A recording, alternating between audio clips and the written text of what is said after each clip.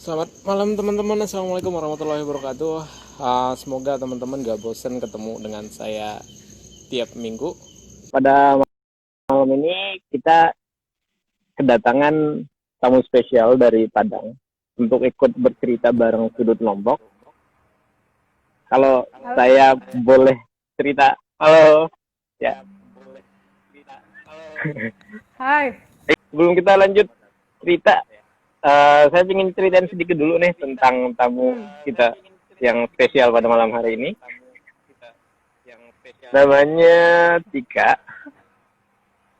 Dia dari Padang ya, Tika, ya, Sumatera Barat. Sekarang tinggal di salah satu kampung yang namanya Lintau. Saya kenal sama Tika. Ya, benar. Kalau nggak salah 2017 di salah satu pelatihan kewirausahaan sosial. Wirausaha sosial 18. miliknya UGM ya. Itu 18. Oh ya 18. Itu pertama kali saya ketemu. Terus ketemu lagi sama dia di salah satu kompetisinya UGM juga. Suprema Socialpreneur Muda Indonesia. Tika salah satu juaranya kala itu. Terus Sudut Lombok yang juara. Terus ketemu lagi kemarin 2019 di Subang. Tahu saya nih, Tika ini dulu pernah kerja di perusahaan swasta, kemudian dia resign, akhirnya memutuskan ikut Indonesia Mengajar. Itu pun tempatnya nggak main-main, di ujung Papua sana. Kemudian habis itu dia belajar ke sana kemari, dan mungkin ketika menurut dia ilmunya sudah cukup, akhirnya mutusin untuk pulang kampung dan membangun kampungnya sendiri.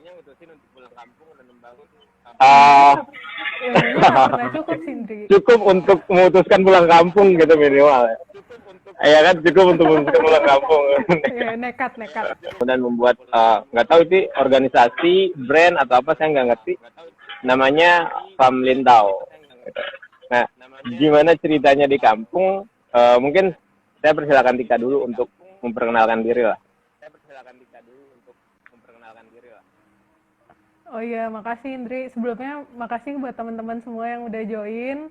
Makasih juga buat Sudut Lombok yang udah ngajakin cerita-cerita ngalor ngidulnya kita yang nggak tahu nanti ujungnya kayak gimana ya. Ngomong. Semoga nggak bosen, semoga ada sesuatu yang didapat dari sini. Tadi sedikit Andre udah jelasin sih ya, kurang lebih dulu ya bener pernah dulu kuliahnya ini teknik kimia, terus habis itu kerja di BUMN, terus jadi guru bantu, habis itu ngalor ngidul tadi warawiri jalan-jalan sini, terus akhirnya pulang kampung. Warawiri enggak jalan-jalan gratis gitu. Nah terus bikin yang namanya Farm Lintau ini semenjak Desember 2018. Akhir Desember 2018 itu pertama kali pulang. Nah sebenarnya dari awal kenapa, kalau farm itu singkatan dari family farm, kebun keluarga lah. Kenapa farm disingkat? Karena family juga kadang farms gitu kan. Kalau farm juga kadang bacaannya mirip-mirip, jadi makanya disingkat FAM aja. Dari logonya itu di tengah-tengahnya A-nya kita rubah jadi kayak gonjong rumah gadang. Jadi Lintau, kan farm Lintau, namanya Lintau itu lokasinya di Sumatera Barat. Lintau itu kecamatan. Kalau sekarang terbagi jadi 2 kecamatan, ada kecamatan Lintau Buo Utara sama Lintau Buo. Nah itu di salah satu Kabupaten Tanah Datar namanya. 4 jam kalau dari Kota Padang. Kalau orang taunya kan Padang. Nah, tapi kalau ini ada namanya Lintau. Nah, itu kayak misalnya desa gitu, tapi jauh dari perkotaan, gitulah. Terus pertama kali pulang, karena Lintau itu potensinya besar di pertanian, maksudnya mayoritas tuh masyarakat kerjanya sebagai petani, peternak. Nah, makanya mulai dari isu pertanian. Nah, disclaimer sebelum pulang ke Lintau itu, 26 tahun nggak pernah sama sekali yang namanya nanam bunga, nanam sayur. Jadi sama sekali nggak hands on di pertanian. Nah, kayak gitu sih singkat cerita kalau awal mulanya di Desember 2018. Terus Kalau sekarang berarti udah sekitar 1,5 tahun. Nah itu berjalannya ngalir aja sih sebenarnya.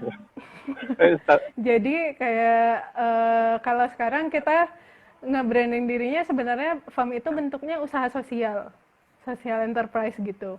Meskipun sekarang kita belum punya badan hukum, belum berbentuk PT, CV ataupun yayasan, tapi sekarang kita masih komunitas sih, organisasi, tapi akan mengarah ke sana nantinya. Nah, sekarang kita ada usahanya di Farm Kadai, itu produk-produk lokal. Terus ada juga, tapi ini masih di develop, tapi pernah beberapa kali kita bikin ke tourism juga. Tapi spesial ininya fokusnya di agroedutourism. Nah, cuma belum terlalu berjalan karena kita masih mengembangkan dan ada COVID juga kan beberapa waktu ini. Terus kalau untuk kegiatan sosialnya ada namanya Dangau Baraja. Dangau Baraja itu dangau berarti rumah, baraja itu belajar. Jadi ada rumah belajar juga di Lintau. Nah itu kalau sekarang buat anak-anak fokusnya kita ke pendidikan kontekstual tapi berbasis kearifan lokal gitu. Apa yang ada ya udah kita belajar, belajar tentang lingkungan, pertanian, bikin kerajinan atau apapun. Kayak gitu sih. Apalagi ya, udah sih kalau misalnya mau tahu lebih lanjut nanti kepoin aja Instagramnya Famlinta. Oh iya, langsung di follow aja nih buat yang belum follow. Gitu Ndri. Kalau yang belum follow di @fam.lintau ya. Fam.lintau, nanti ada fam.kadai sama @dangau.kadai. Ya, menarik nih sesuai topik kita ya. Jadi kayak pemuda, pertanian, kampung dan pariwisata. Tapi sebelum masuk ke situ, yang bikin saya penasaran sebenarnya, belum pernah nanya sih, kenapa Tika keluar dari BUMN, terus milih ngalur ngidul, dan akhirnya pulang kampung. Padahal kan kalau kerja di BUMN, siapa sih yang nggak mau kerja di BUMN gitu loh. Gajinya mungkin pasti, terus dan itu, tapi kenapa malah keluar dari situ, ngalur ngidul, dan akhirnya pulang kampung? Kenapa ya? Jadi dulu kuliah lulus 2015, 2015 akhir. Nah itu sebulan itu juga cuma jualan. Jadi dari dulu tuh udah jualan online gitu. Terus abis itu daftar kerja kan, ya mainstream lah daftar kerja. Terus habis itu keterima langsung. Jadi istilahnya nggak nganggur lah. Terus langsung keterima. Habis itu kerja di sana kurang lebih setahun. Dan itu pindah-pindah tempatnya, dari masuknya di Jakarta, terus di Semarang, habis itu di Medan, terakhir di Padang. Nah akhirnya keluar. Kenapa milih keluar? Kurang serak aja sih kayaknya. Karena banyak hal yang nggak sesuai, terus berasa kalau misalnya kayaknya kalau misalnya kayak nggak kepikir aja gitu loh, kalau misalnya berpuluh-puluh tahun akan kerja di sini terus naik jabatan kayak gitu, kayak nggak akan tahan gitu loh. Menapaki karir terus-terusan kayak gitu. Terus anaknya gampang bosan soalnya, terus kayaknya dunia usaha lebih menarik. Terus akhirnya keluar, dan juga waktu itu kurang sesuai aja sih sama value perusahaan juga. Nah terus akhirnya memilih udahlah keluar aja. Terus keluar jualan online lagi sesaat. Abis itu kalau orang tua kan tetap nyuruh kita, masa nggak punya pekerjaan, jadi didorong terus. Nah tetap apply kemana-mana. Terus akhirnya mentoknya di Indonesia Mengajar tadi. Terus akhirnya setahun lagi ngajar jadi guru bantu di Papua tadi. Ngajar guru gitu. Jadi kayak orang idealis nih, kayak nggak sesuai sama nilai pribadi, terus akhirnya ninggalin. Sebenarnya itu sana nyaman gak sih buat Ika? Kerja di BUMN itu sana nyaman gak sih? Maksudnya kayak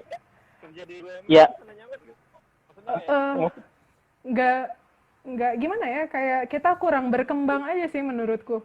Jadi setiap hari yang ya di awal kita belajar, terus setelah pelajaran itu selesai kita udah terbiasa sama ritmenya, jadi kayak nggak terlalu grow gitu loh. pembelajarannya tuh nggak ada develop diri kita kurang aja gitu. Terus kayak aduh lama-lama di sini ntar mati sia-sia lagi.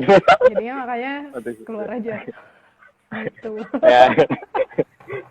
berarti zona nyaman orang beda. Pertanyaan saya tadi, saat kuliah itu maksudnya sempat terpikir nggak sih emang untuk pulang kampung, atau ada hidayah apa gitu di kemudian hari akhirnya mutusin untuk pulang kampung? Hidayah. Waktu kuliah belum sama sekali. Waktu kuliah tuh pengennya mah kerja yang duitnya banyak. Apalagi kalau teknik kimia kan kerjanya mayoritas tuh di pabrik atau di perusahaan-perusahaan kayak gitu kan, di lapangan kalau teknik kimia. Nah, tapi ya sih baru waktu kerja baru ada ilham dapat ilham yang kayak gitu karena mungkin makin lihat-lihat banyak hal, ketemu banyak orang kayak gitu, jadi dapat ilham aja gitu sih. Sebenarnya pulang kampung paling gitu ya. Oke, sekarang kita masuk udah cerita pulang kampung nih karena ilham. Inspirasi utamanya apa tuh? Maksudnya kayak kenapa harus pulang kampung gitu? Kan orang kadang-kadang ragu pulang kampung gitu. Inspirasi utamanya saat itu pulang kampung gara-gara apa ya? Kalau pulang ke Lintau itu karena jadi kan sebenarnya kan juga lahir dan besar bukan di Lintau. Jadi di Payakumbuh namanya, di kota Payakumbuh. Itu jaraknya sekitar 29 kilo lah dari Lintau. Nah, nggak pernah sekolah di Lintau, jadi nggak punya temen juga lah istilahnya di Lintau itu. Tapi lebaran selalu di sana. Kalau pulang kampung pasti ke sana gitu. Terus setiap pulang ke sana kan lihat sawah, terus lihat orang-orang di sana, ngelihatnya kenapa di sini ya udah kayak gitu aja, terus kehidupan orang-orangnya ya santai, terus kayaknya juga, terus apalagi yang paling berasa itu kan karena lebaran pulang, jadi kalau misalnya ada bagi-bagi zakat fitrah, itu list nama-namanya kurang lebih setiap tahun sama orangnya. Terus jadi pertanyaan, apakah nih orang-orang memang pantas dapat atau gimana sih sebenarnya kayak gitu kan. Terus yang juga diherankan kok kampungnya makin lama makin sepi sih gitu. Tapi lebaran selalu rame. Nah, kemana nih orang-orang kalau misalnya nggak lebaran? Nah, berarti pada merantau kan. Nah, salah satu sebenarnya yang kenapa FAM ada itu kita pengen nahan laju urbanisasi itu. Khususnya pada pemuda. Karena berasa banget waktu pertama kali pulang, waktu bangun farm tuh sendiri tuh. Terus kayak nemu temen yang sebaya aja tuh susah. Terus udah terlebih nggak sekolah di situ kan, jadi susah gitu. Kok kayaknya semua pada merantau. Terus jadinya juga kalau dilihat kalau pemudanya nggak banyak di desa, kayaknya kurang gimana ya, kurang membara gitu loh. Perkembangan desa gimana ya bahasanya? Paham kan? Nah pasti Andri juga ngerasain lah kalau di kampung sana kayak gimana. Jadi setelah beberapa lama ternyata memang pemuda itu motornya desa sih sebenarnya. Kalau mereka juga pada keluar dan apalagi orang tuanya juga nggak percaya buat anak-anaknya berdaya di desa ya pasti akan ditinggalkan terus desa. Padahal kayak misalnya kondisi sekarang ketahanan pangan itu lebih kuat di desa loh.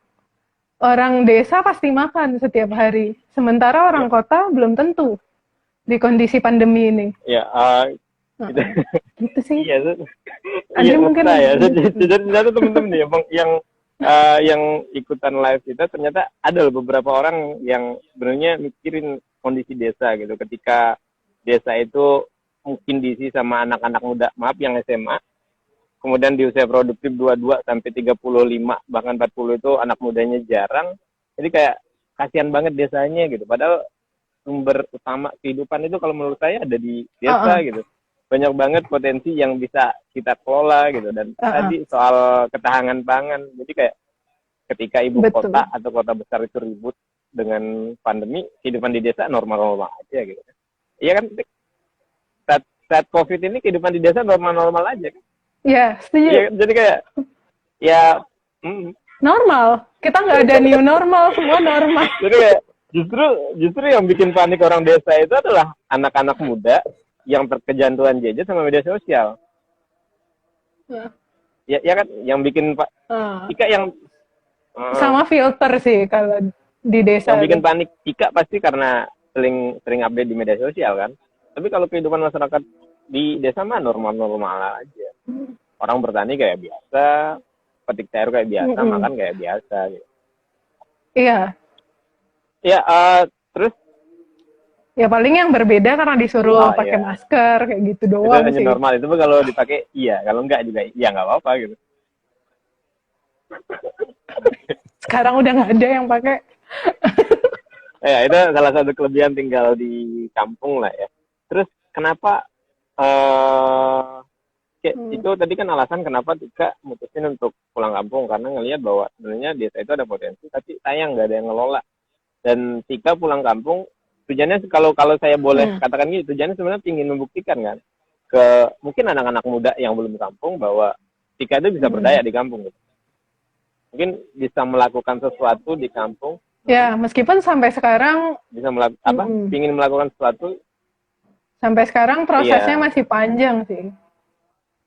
Intinya gitulah, pengen buktiin lah ke anak-anak muda lain bahwa sebenarnya hidup yang berdaya itu iya. Jadi kompor sih, Indri. Enggak melulu di kota gitu.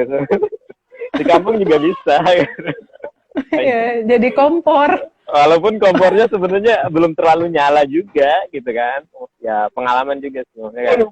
Kita lagi berusaha untuk undang orang-orang pulang kampung gitu.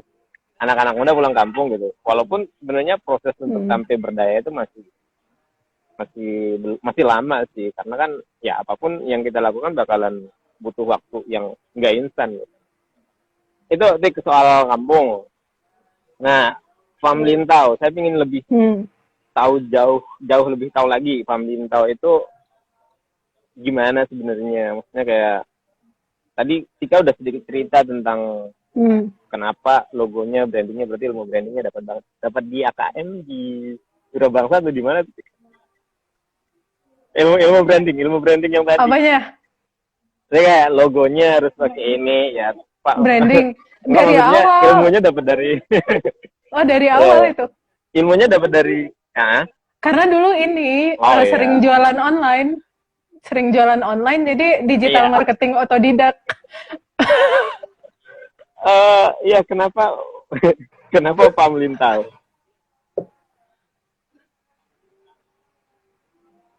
Kenapa Gimana, Pham Lintau? Tadi kan alasan pulang kampung udah. Tapi pingin detail kenapa Pham Lintau?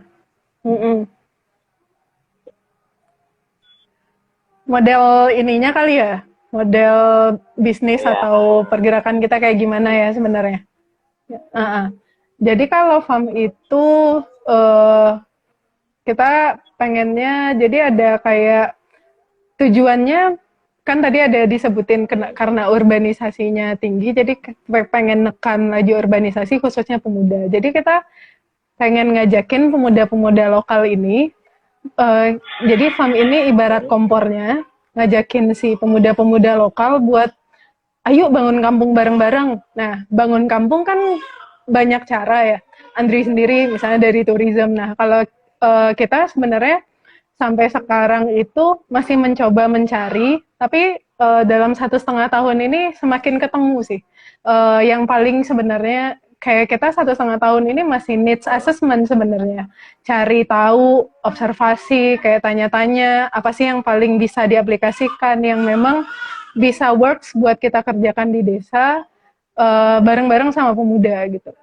Sejauh ini konsepnya kalau misalnya Pham itu, kita bagi ada 3 hal sih. Kita mulai dari kebun. Kebun ini sebenarnya bentuknya nanti kayak community garden gitu.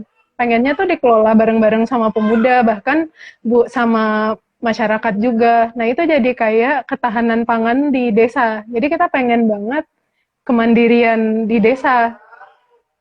Oleh masyarakat desa nih mandiri gitu. Mandiri kan bukan berarti punya uang banyak kan. Terus yang pertama itu kebun tadi. Nah kebun ini kita pengennya bentuknya kebun pangan. Nah, sekarang masih kebun pangan ini masih bentuknya kayak masih ya kebun belajar sih. Yang kelola pun juga masih kayak mereka belajar di situ, yang sharing lewat sosmed kayak gitu-gitulah. Terus yang kedua itu kedai, farm kadai namanya kalau sekarang. Nah, itu bentuknya kita ajakin, kan di desa pasti ada Iya. produsen lokal.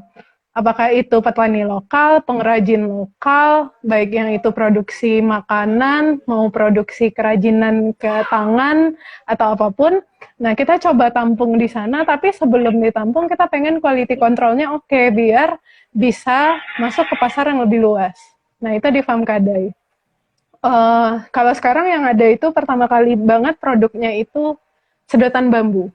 Namanya sedotan botuang. Botuang itu kalau bahasa Lintau artinya bambu. Jadi kita pengen campaign buat reusable straw juga biar less plastik. Habis itu kita ajarin ke masyarakat di sana. Ya awalnya emang nggak mudah, perjuangannya sampai sekarang masih nggak mudah. Tapi terus dicoba kan, terus ke pengrajin-pengrajin kambui. Kambui itu kayak tas yang biasa dipakai-pakai sama ibu-ibu kalau belanja, tapi sekarang udah pada pakai plastik semua. Itu udah mulai ditinggalin, kita coba lagi. Edukasi lagi, terus tapi banyak kan sebenarnya farm bermula dari Instagram sih, sampai sekarang juga masih di Instagram, kita bahkan belum punya website. Terus kalau Dangau Baraja itu pertama kali di bulan Maret, tahun 2019.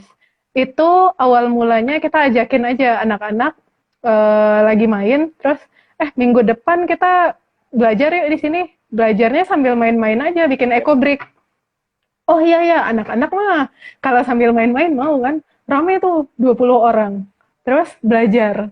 Karena kebetulan dulu pernah ngajar, terus anak-anaknya juga senang. Terus nanya terus, Kak, kenapa belajarnya nggak tiap hari? Kenapa cuma sekali seminggu? Terus, oh iya ya, nanti ya, kalau setiap hari juga saya keder kan Pak.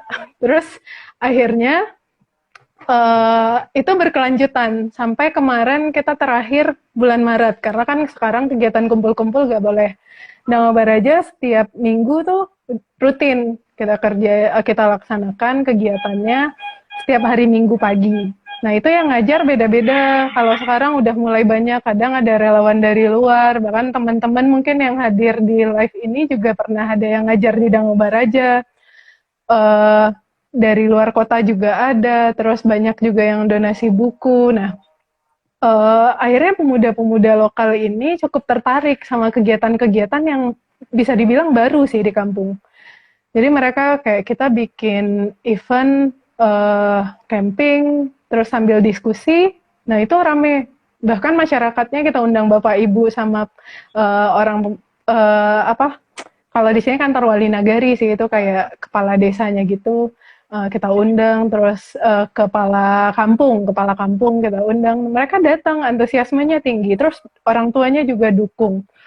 Lama-kelamaan itu jadi kayak udah Dangau Baraja itu anak-anak juga jadi udah tahu setiap minggu pagi pasti datang. Dan sekarang kalau Dangau Baraja udah 3 kali sih seminggu. Jumat itu kita belajar randai, itu kesenian tradisionalnya kesenian tradisional Minang, tari-tarian gitu. Hari Sabtu literasi, belajar membaca puisi kayak gitu-gitu sih, tapi itu masih dipospon sampai sekarang. Kalau bentuknya sejauh ini kayak gitu kalau farm pergerakannya. Terus beberapa waktu yang lalu kita ada bikin kegiatan bagi-bagi paket bantuan pangan buat lansia sama orang-orang kurang mampu yang termasuk terdampak sih karena COVID ini.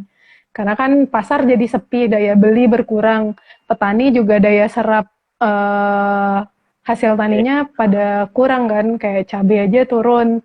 Terus kita beli cabainya langsung di petani, berasal di petani kayak gitu sih.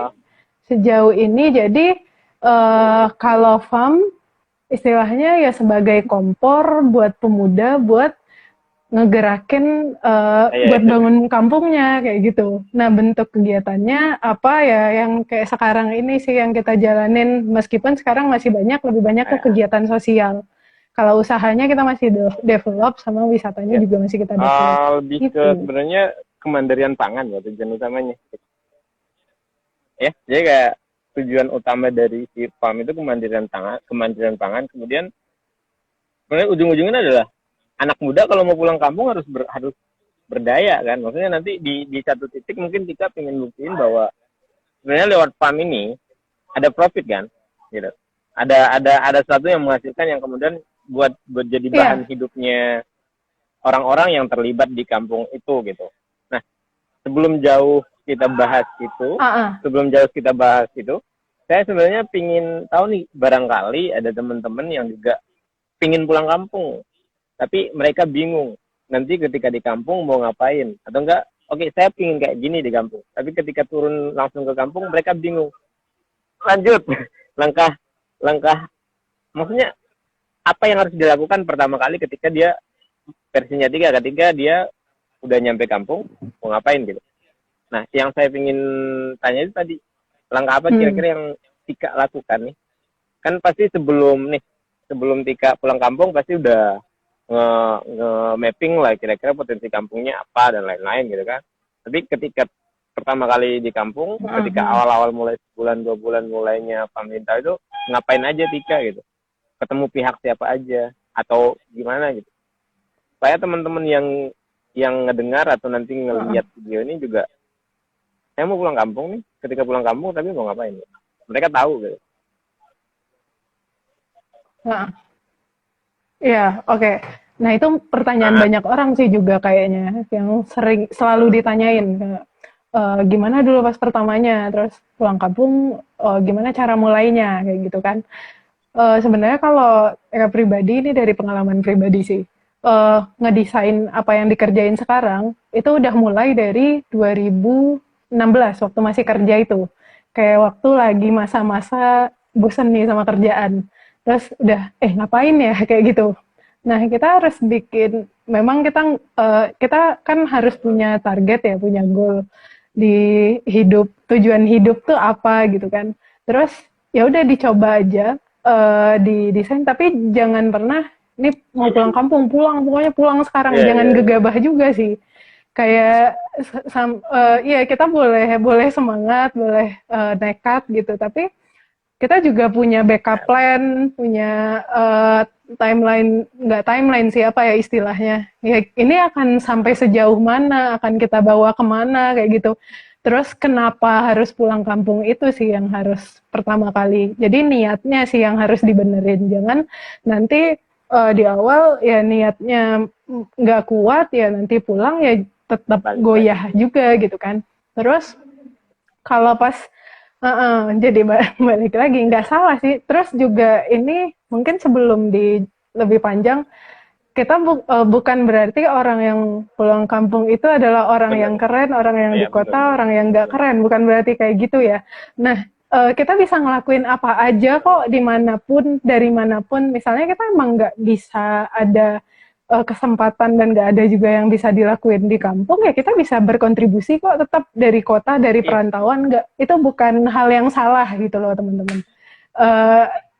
Jadi kalau misalnya memang ada nih yang mau pulang kampung terus bingung mau mulai dari mana, sebenarnya sebelum pulang ya, mau apapun yang kita kerjain ya sama kayak ketemu orang nggak sih, kayak kita nggak bisa judge di awal gitu loh. Ketemu orang baru sama kayak mau pulang kampung, bisa jadi kampung tuh hal yang berbeda setelah kita mendekatinya, kayak gitu kan. Jadi kenalin dulu sih pas pulang itu, mau itu sebelum atau pas udah pulang, dikenalin dulu kampung kita itu potensinya apa aja, problemnya di situ apa, terus kita mau ngasih solusi yang kayak gimana kalau kita udah pulang, terus kita mau ngapain, pertanyaan-pertanyaan kayak gitu sih yang memang harus kita pertajam. Terus pas udah pulang, kalau ya pribadi waktu itu kita nggak perlu ngasih tahu semua orang kalau kita akan ngapain. Terserah orang mau mikir kayak gimana, jadi pas kalau pulang itu dibilang gila, kayak dibilang sinting, kayak dibilang apa, kalau selagi kita yakin, kayak tadi niatnya kuat, kita yakin sama diri kita sendiri, ya udah go ahead, nggak usah pusingin orang-orang mau ngomong apa, ya kan. Jadi waktu pulang Nah, terus jadi yang penting kita yakin aja sama diri sendiri dan yang kita lakuin benar ya jalan aja terus dan eh, terus yang itu yang pertama tadi kenalin sebelum dan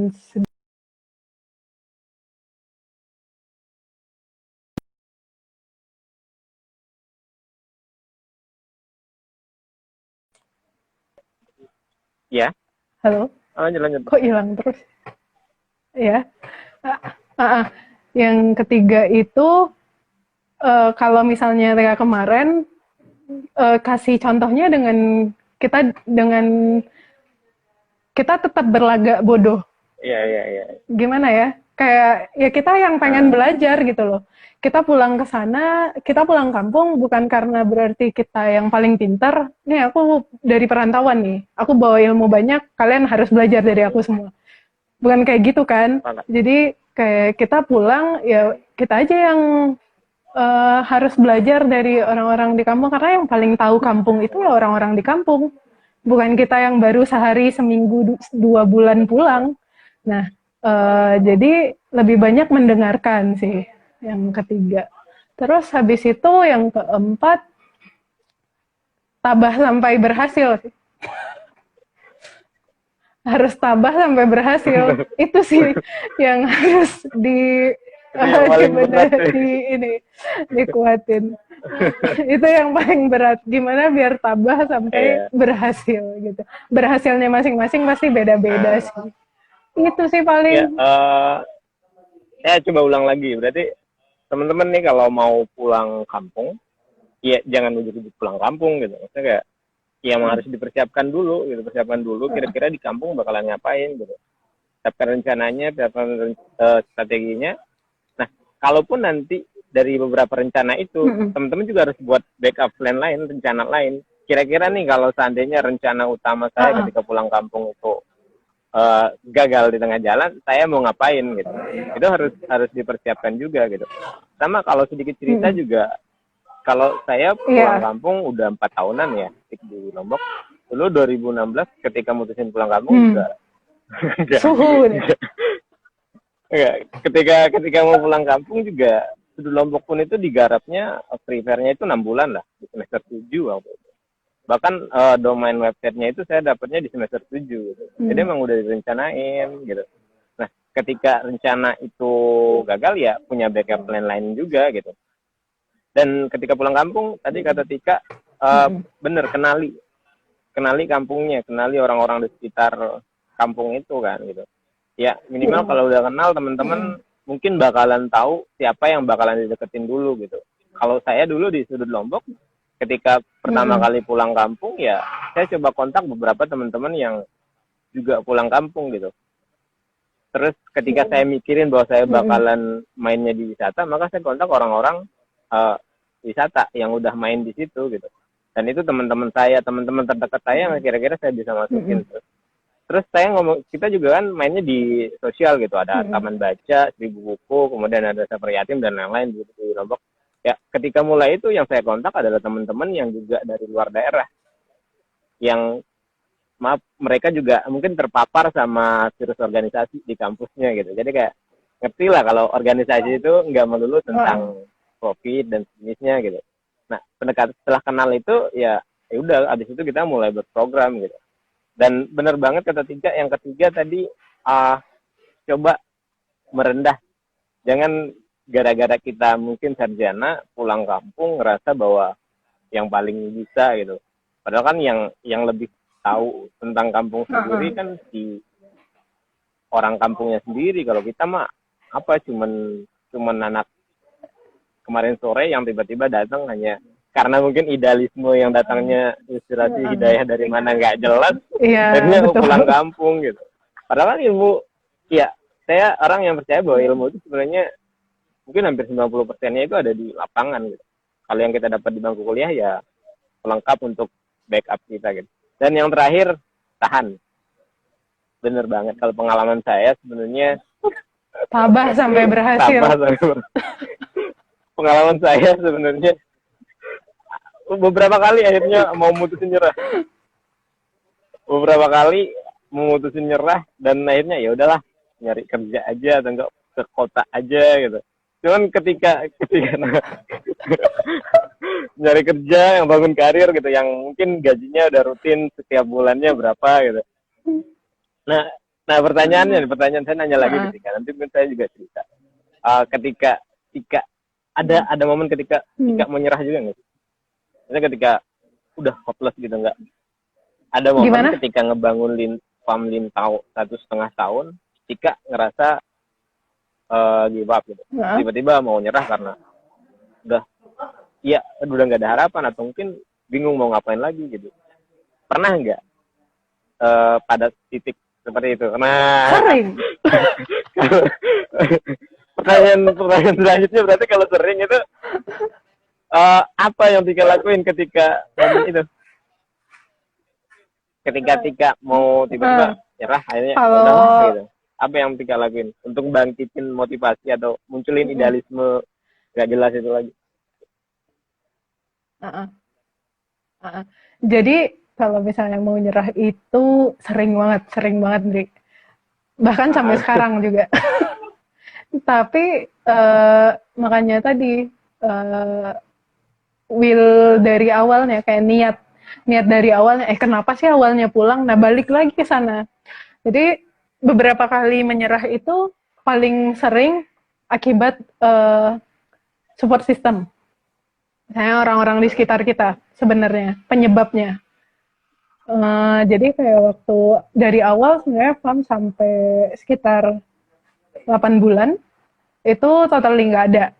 Maksudnya nggak ada nggak ada partner yang sama-sama ngerjain ini. Tapi kalau yang support banyak, keluarga support, teman-teman support, semuanya semangat kayak gitu tuh banyak pasti kan. Tapi kita butuh orang yang sama-sama mikirin ini akan dibawa kemana. Nah, di setiap mikir itu ya kayak di otak ini kan banyak banget hal gitu kan. Terus muncul banyak hal, terus pada akhirnya kayaknya ini susah banget sih mau dilakuin, bisa nggak sih gitu. Akhirnya nggak bisa, ya udahlah, udah stop aja lah, nggak bisa lah, ini udahlah kabur aja kayak gitu kan. Sering banget kayak gitu. Nah, beberapa kali juga sering misalnya, aduh kok nggak ada yang bantuin ya, aduh kok kayak kerja sendiri ya kayak gitu. Sering banget kan. Cuma balik lagi yang nguatin itu juga yang dari sekitar kita juga ternyata balik-balik. Dan yang paling pertama yang nguatin itu kalau misalnya terjadi kayak gitu, yang paling pertama banget diri sendiri sih. Karena munculnya dari diri sendiri kan, semua pergolakan itu. Sebenarnya yang bikin kayak gitu kan diri kita sendiri. Jadi yang diatur, yang dikontrol ya diri sendiri. Dibalik lagi kayak sering-seringnya tuh ini, nulisnya di draft blog kayak gitu kan, atau nulis di buku catatan kayak gitu kan. Ini gimana sih, dicoba ajak ngobrol gitu loh dirinya. Habis itu coba damai sama diri sendiri, yang pertama. Terus yang kedua biasanya itu sering ada aja yang bikin semangat lagi. Kayak misalnya kitanya yang udah nggak semangat, terus tiba-tiba support system itu muncul aja sendiri. Misalnya ngerjain apa, tiba-tiba banyak aja yang bantuin. Kok bisa kejadian aja ini? Pasti sering ngalamin gak sih? Kayak di awalnya cuma kayak kita ambisius aja, bikin kayak gini, kayak gitu kan. Terus coba bikin rencananya, terus nanti ada yang bantuin aja, terus kejadian, terus kelar. Terus berasa, wow. Nah, itu yang bikin semangat lagi. Hal-hal kayak gitu sih, yang dua hal itu. Terus yang dua hal itu yang selalu berulang yang bikin kita balik lagi, ini harus diperjuangin lagi, kayak gitu. Karena apalagi kalau sekarang, kalau misalnya kita berhenti, ya bisa jadi bukan kita doang yang kecewa, orang-orang di sekitar juga pasti kecewa gitu. Ngapain udah berjalan sejauh ini, yang nggak kita korbanin bukan sehari 2 hari aja kayak gitu kan, kenapa harus berhenti kayak gitu sih. Iya, berarti why faktor ya, kenapa akhirnya mutusin untuk pulang kampung itu penting banget gitu. Maksudnya itu yang bakalan nguatin Tika ketika ketika misal lagi saat titik terendah di kampung dan mutusin untuk nyerah, tapi karena alasan yang kuat tadi makanya bisa bangkit lagi gitu. Terus ya diri sendiri. Jadi sarannya sebenarnya buat teman-teman yang mau pulang kampung, kalau belum benar-benar kuat batinnya jangan pulang kampung dulu gitu. Karena sebenarnya tantangan Tapi iya nggak gitu. semenakutkan itu kok, di Iya, kampung enak. iya enak. Serius. Iya enak buat teman-teman yang pingin, yang maksudnya hidupnya sederhana, yang nggak terlalu tergoda dengan kehidupan duniawi, ya Mm-mm. pulang kampung aja. Nyamannya justru ada di kampung kalau menurut saya gitu. Balik lagi nih ke ke wife factor tadi, bener banget sih teman-teman. Maksudnya kayak kalau teman-teman belum menemukan alasan bener-bener teman-teman pengen pulang, ya jangan pulang dulu lah. Temukan itu dulu, sehingga nanti ketika di perjalanan ya teman-teman ingat bawa itu terus, itu ketika ngelakuin apapun itu bawa itu terus. Sama juga kalau saya boleh cerita juga. Saya juga perjalanannya 4 tahun di Cerita lah. 4 tahun juga di Lombok tuh sering banget akhirnya mutusin pulang kampung. Sering banget tadi ngerasa bahwa sendiri. Ada pada satu titik ngerasa bahwa sendiri, teman-teman pada kemana gitu. Ngerasa ditinggal sama semua tim gitu. Akhirnya ngerasa apa, saya nyerah aja gitu. Cerita dulu yang menarik, saya pernah kayak gitu, ngerasa tiba-tiba sendiri. Mungkin ada tanggapan lain lah, ada yang bilang inilah apa itulah, akhirnya teman-teman kan pada ya mungkin rada menjauh kala itu. Tapi yang saya lakukan adalah tadi coba keluar dari Lombok untuk nyari ilmu, ketemu sama penggerak-penggerak yang sepisi lah kita bahasanya gitu. Waktu itu acaranya British Council, ketemu sama Bang Sugeng Handoko dan beberapa orang-orang hebat lain gitu. Akhirnya ngerasa bahwa lewat pertemuan itu, lewat diskusi itu, ngerasa kayak ada nyawa baru yang nguatin lagi bahwa ternyata ada loh orang yang berhasil yang kayak gini gitu. Ternyata ada loh orang yang buktiin bahwa tinggal di kampung itu bisa berdaya gitu. Kenapa saya enggak gitu. Uh, itu yang saya lakukan waktu itu. Jadi ketika saya ngerasa hopeless, sudah nggak tahu mau ngapain lagi, saya coba cari orang-orang yang isi. Dan ya balik lagi, berarti tadi temukan kenapa teman-teman akhirnya milih pulang kampung. Dan ketika teman-teman lagi, mungkin nanti teman-teman akhirnya mutusin pulang kampung, kemudian memulai semuanya, yang pasti nggak gampang, bakalan banyak banget tantangannya, bakalan banyak banget godaannya, sehingga mungkin di perjalanan teman-teman bakalan ngerasa lelah, kemudian nyerah dan sebagainya. Tapi kalau teman-teman ketemu why faktornya atau kenapa teman-teman pulang kampung, itu jadi penguat buat teman-teman gitu. Terus itu tadi yang saya bilang, Tik, benar sih yang kamu bilang bahwa ketika mungkin lagi rendah-rendahnya, lagi nggak semangatnya, terus ngerasa sendiri, tapi selalu ada cara semesta itu mendukung gitu. Ngerasain kan, maksudnya kayak selalu ada cara bahwa semesta itu emang benar-benar terjadi gitu. Maksudnya kayak saya bingung nih, mungkin nggak ini event ini jalan gitu, mungkin nggak sih program ini jalan gitu, selama kita yang jadi depan itu tetap melakukan dan berusaha, pasti semesta itu bakal mendukung gitu. Jadi ya emang itu realita gitu, dan bukan hanya omongan orang-orang keren di luar sana, tapi ketika teman-teman memang mau berusaha, pasti semesta mendukung gitu. Yang ketiga tadi apa sih? Apanya? Nih, yang mana nih? Oh ya, kenalin bersahabat sama diri sendiri ya kalau nggak salah. Kenalin diri sendiri, karena diri sendiri. Yang kedua, iya, jadi kayak sebenarnya masalah itu dari diri sendiri. Iya, support system. Nah, itu kan tadi perjalanan pasti bakalan ketemu titik terendah ketika ngebangun si Famlintau ini gitu. Terus update terakhir Famlintau gimana? Gimana? Update terakhir Famlintau gimana?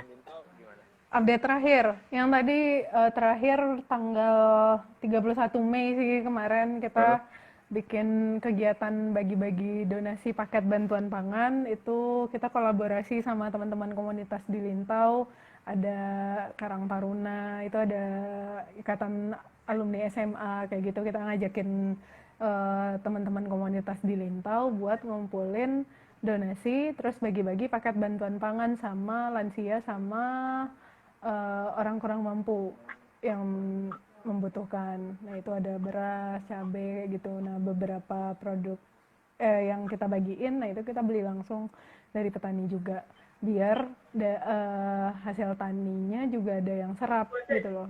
Karena daya beli kan menurun nih sama berkurang. pandemi. Kalau di Lintau dampaknya sebenarnya itu zona hijau sih. Lintau tuh zona hijau, sama sekali nggak ada yang terdampak. Yang positif tuh sama sekali nggak ada di satu kecamatan. Terus eh, yang berasa banget itu ke daya beli. Jadi pasar jadi sempat dibatasin kan, yang jualan juga. Terus yang paling ngaruh banget itu harga-harga hasil tani. Cabai itu pernah yang 8.000, 10.000 per kilo di petani. Yang biasanya itu lebih dari 2 kali lipatnya. Nah, terus daya beli sih yang menurun banget. Tapi kalau misalnya kegiatan di Lintau tuh masih berjalan terus kalau petani dan lain-lain. Tapi kalau kita, kalau Farm Lintau udah ngaubar aja, udah berhenti dari 20-an Maret, minggu ketiga Maret. Pokoknya diminta berhenti semua kegiatan kumpul-kumpul kayak gitu, kita udah hentikan kegiatan ngaubar aja. Terus abis itu kalau kedai di awal pas sampai puasa itu kita masih take away sama delivery order, sama kirim-kirim paket kalau ada yang pesen. Paling itu. Tapi kalau berkebun setiap di Lintau ya tiga pribadi berkebun sih ngurusin ya ngerapi-rapihin, karena kalau kebun kan dia never ending cycle-nya. Iya. Tim aman kan ya? Ah? Tim Farm Lintau aman. Maksudnya nggak masih ngerasa, maksudnya kayak masih ngerasa nggak sih kalau sebenarnya Tika masih butuh orang-orang keren di samping Tika untuk ngebangun Farm Lintau supaya lebih berdampak lagi, lebih berdaya lagi. Atau sekarang udah cukup dengan yang sekarang atau gimana sih? Tim. Oh, tim. Kalau farm sekarang timnya ada 9 orang. Kalau yang tim ya. Kalau yang Dunsana Farm Lintau itu, kalau Dunsana Farm Lintau itu temen yang pemuda-pemuda lokal. Nah, itu yang pernah gabung, yang kita ajakin buat ikut. Nah, itu pemuda lokal di Lintau. Nah, itu kalau tim tadi ada 9. Kalau yang pemuda lokal itu sekarang kita udah ajakin sekitar hampir 50-an. Hampir 50-an anak mudanya. Nah, tapi kalau sekarang sejauh ini sebenarnya kalau farm, karena kita learning organization, jadi kayak belum ada yang saklek. Bahkan kalau bisa dibilang, meskipun kayak founder Farm Lintau kayak gitu misalnya, bukan ya cuma sekedar inisiator doang kayak gitu, belum ada yang CEO-an, terus kayak ini manajer apa kayak gitu tuh belum ada sama sekali. Jadi kayak kita ya gerak, ini bisa bagian yang mana, ini kerjain yang mana, pegang duit siapa, yang ngurusin ini siapa yang bisa, masih sebatas kayak masih belajar, kita masih perlu banyak belajar. Tapi kalau nggak ada mereka, kalau nggak ada si tim yang 9 orang ini, nggak ada pemuda lokal yang bantuin, nggak ada petani, produsen lokal, kita nggak bisa jalan. Jadi sejauh ini yang bikin jalan itu kita sama-sama bareng-bareng kayak gitu sih. Kalau tim sejauh ini setiap dibutuhin ada, setiap dibutuhin ada pasti. Bahkan kayak beberapa kayak kemarin bagi donasi terakhir ya, meskipun oh ya sampai sekarang tuh kita belum ada sama sekali, termasuk saya pribadi itu belum ada yang digaji, jadi semuanya masih volunteer. Tapi kalau misalnya kita ya makan bareng kayak gitu doang. Jadi semua orang-orang yang terlibat ini masih orang-orang baik yang masih bersedia untuk digaji secara sukarela gitu loh. Dan masih mau aja percaya sama mimpi-mimpi yang panjang ke depan itu. Kayak gitu sih. Jadi timnya semuanya, kalau yang 9 orang ini variatif. Jadi jangan dipikir 9 tim ini adalah orang yang udah settle terus balik ke kampung. Enggak kok. Ada bahkan yang masih SMA. Tim kita ada yang masih SMA, ada yang masih kuliah, ada yang fresh graduate juga. Jadi mereka orang-orang hebat yang mau percaya dan masih mau gabung untuk ngejalanin ke depannya sih. Kayak gitu. Yep. Jadi itulah timnya FAM. Ya. Ini kita tinggal 4 menitan lagi sih waktunya. Oh ya, nggak berasa ya? Nggak kerasa. Gini, Sudut Lombok kan base-nya yang pariwisata sih. Ya maksudnya kayak di menit-menit akhir nih ya, kira-kira nih kalau gua atau mungkin teman-teman atau mungkin orang-orang yang kenal Sudut Lombok ingin ke Pam Lintau, kira-kira wisata apa yang bakalan bisa dinikmatin lah di sana gitu. Dengan konsepnya Tika yang agroturism atau apa gitu. Ya coba maksudnya. Kalau Lintau ada beberapa ya hal yang bisa dilakukan kayak menyusuri perjalanan sepiring nasi. Nah itu kita bisa tahu asal nasi kita dari mana, dari awal prosesnya. Terus sambil nikmatin keindahan alamnya. Lintau itu dia dekat gunung, terus bisa ngecamp juga di Nagari di Ateh Awan, terus bisa ke Kampung Tenun Lintau, ada belajar tenun. Kebetulan kalau produk Kampung Tenun tuh kalau misalnya ada yang naik Garuda Indonesia, di iklan in-flight video pas kita naik Garuda itu ada yang nenun. Nah itu dari mesinnya dari Kampung Tenun Lintau. Betul. Nah terus kalau ada air terjun, ada banyak keindahan alam, terus ada ini juga kalau di Lintau apa sih itu namanya? Dangau Baraja. Kok jadi lupa. Kalau mau ngajar ke Dangau Baraja juga bisa volunteer gitu, ngajar apapun bisa. Terus belanja-belanja sambil ngopi-ngopi di Farm Kadai, kita ada kopi Lintau. Terus mau belajar berkebun juga bisa datang ke Farm Lintau. Kalau mau nginep juga boleh, ada tempatnya. Ya itu kayak mirip-mirip kolomnya Sudut Lombok sih. Responsible tourism itu mungkin bisa kita temukan di Farm Lintau juga. Jadi kayak responsible tourism itu apa sih, kayak jadi kayak wisata yang bertanggung jawab. Kita liburan tidak hanya untuk keindahan alam, foto, selfie, pulang, tapi si Tika dengan Farm Lintaunya bakalan ngajakin teman-teman untuk ngajar, ikut berdayain ekonomi masyarakat lokal lewat mungkin ngopi bareng di sana. Yang pasti warga lokal yang punya warung gitu. Beli beberapa oleh-oleh yang pasti oleh-olehnya juga dibuat sama warga lokal gitu. Atau mungkin ada penghijauan juga nggak? Apa? Ada penghijauan juga nggak? Kalau kita kan bukan di laut, paling ininya bersih-bersih sampah, paling ngolah sampah gitu. Untuk kayak kan ada di Dangau Baraja kita ada belajar tentang lingkungan tuh, ada daur ulang sampah juga, kayak daur ulang kertas dan lain-lain. Terus menyusuri perjalanan sepiring nasi, jadi tahu dari mana asal mula nasi kita dari awal ditanam sampai dia jadi beras, terus kita makan bareng-bareng. Itu. Iya. Jadi yang kami kalau di Sudut Lombok kan nyebutnya responsible tourism. Dengan responsible tourism ini teman-teman kita nyebutnya minimal bisa investasi ke 3 sektor lah. Sumber daya manusia lokal lewat kegiatan belajar mengajar, kemudian sumber daya alam lewat tadi kalau mungkin Tika kan edukasi tentang ramah lingkungan, atau mungkin program wisatanya juga bisa mungkin ramah lingkungan. Kemudian yang terakhir adalah investasi kepada ekonomi lokal, karena perputaran ekonomi dari pariwisata itu justru dinikmatin sama warga lokal. Pesan buat teman-teman yang ingin pulang kampung gitu. Sebelum live-nya kita akhirnya, nanti mungkin setelah ini kalau ada teman yang mau tanya boleh. Bukan pesan sih, kayak mungkin recap aja kayak tadi 4 hal yang nggak harus sih, yang berdasarkan pengalaman.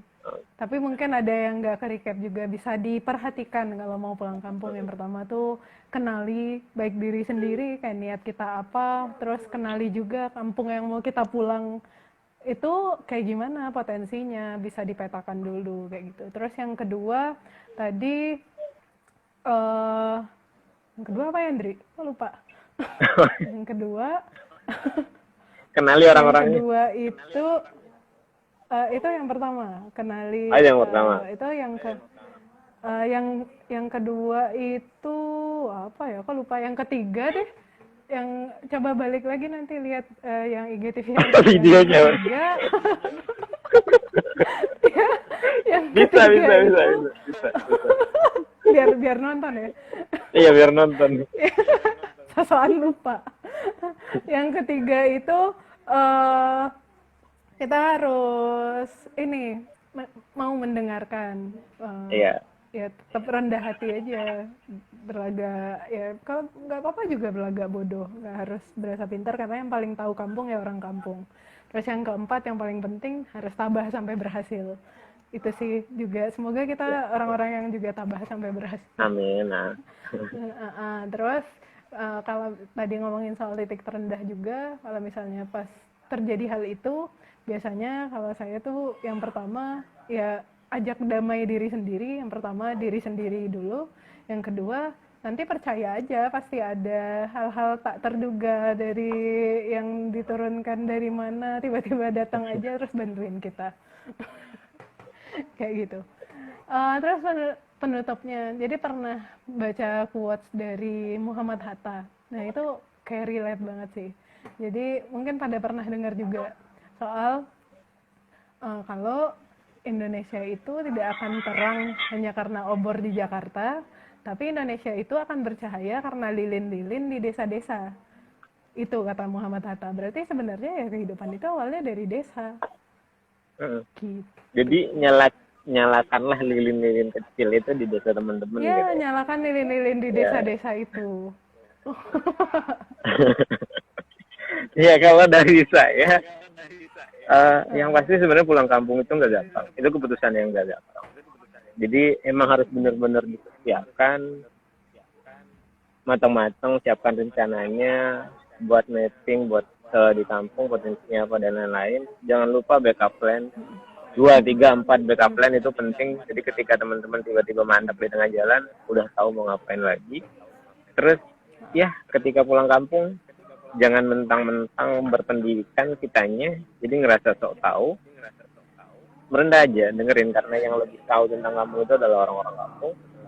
Dan percaya bahwa Tuhan itu atau semesta atau Allah kita nyebutnya nggak bakalan membiarkan hambanya yang berjuang mungkin untuk kebaikan gagal gitu aja gitu. Pasti ketika kita emang punya niatan bagus, alasan yang kuat, pasti semesta itu bakalan mendukung. Benar kata Tika, iya kalau lilin-lilin di kampung gak nyala, walaupun di ibu kota nyalanya terang benderang, ya percuma. Indonesia bakalan tetap jadi negara yang gak maju-maju gitu. Itu kata Muhammad Hatta itu ngena banget. Jadi kayak ya kalau mau maju ya harusnya yang dimajuin di awal itu adalah desa-desa. Betul. Dan terus itu, yang paling penting juga jangan merasa bersalah juga karena nggak pulang kampung gitu. Bener. Mau dimanapun kita ya bisa kok berkontribusi kita masih dari manapun bisa. Gitu. Sesekali mau ngunjungin kita juga itu salah satu bentuk kontribusi mungkin ya. Atau ikut nggak apa-apa gitu. Ikut berdonasi nggak apa-apa. Ikut berdonasi untuk beberapa program. Juga penting. Iya benar teman-teman. Pilihan pulang kampung itu pilihan pribadi. Teman-teman yang masih di kota, teman-teman masih bisa berkontribusi dengan cara teman-teman. Ya, karena kita masing-masing udah punya ada porsinya masing-masing sih. Gak harus semuanya. Semua pulang kampung terus desa jadi kota jadi kampung juga nanti lama-lama. Kayak gitu. Iya, mungkin pertanyaannya bisa langsung kontak Tika atau nggak chat Famlintau, atau bisa kontak saya chat Sudut Lombok. Nanti bisa dapat kucing pribadi lah, kucing klinik dari Tika pribadi untuk beberapa pertanyaan terkait dengan. Bareng lah. Iya belajar bareng. Belajar bareng tentang ya kehidupan di kampung, pertanian dan pariwisata. Terima kasih Tik untuk waktunya malam ini. Semoga Famlintau sukses terus dan benar. Semoga kita sama-sama tahan nih. Lombok juga Amin. Tabah sampai berhasil.